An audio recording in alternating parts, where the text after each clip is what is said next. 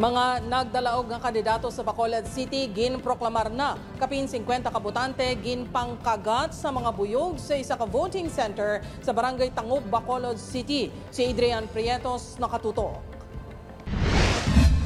Masobra siyam ka oras pagkatapos nagtakop ang binotohay, ginproklamar pasado alas 4 sa kagahon sa the incumbent Mayor Alvin Benitez bilang Lone District Representative Bacolod City, incumbent Congressman Greg Gasataya bilang alkalde, kag Calao Penevella bilang vice-alkalde. Kalabanan sa mga kandidato sa grupo ni Mayor Benitez sa pagkakonsehal ang nagdaog. Kag nag-isahanon niya nagdaog galing sa grupo ni Vice Mayor Elcid Familiaran, si Councilor-elect Wilson Gamboa Jr. Antes ang proklamasyon, nagdinaguso sa BCGC grounds ang mga manunudlo nga nag-service eleksyon bangod naging mahinay ang turnover sa election paraphernalia sa COMELEC. May mga na-delay man tugas ang palyado nga ACM kangay sa Barangay Singkang Airport. Pasado alas 8 na sang gabi sa nag-resume ang botohay.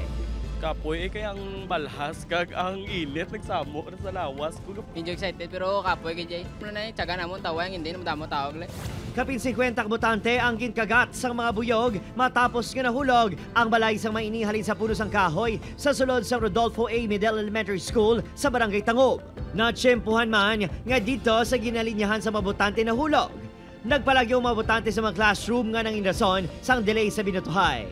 Nagdinalagan sila kay tungod nga ginalaga sila sang sang buyog. In fact kami diri sa office nagpaniraman gani pero ang iba nagdalagan sa field kay tungod nga nagapanglagas gali. Gitabangan sa youth volunteers ang mga ginpangkagat.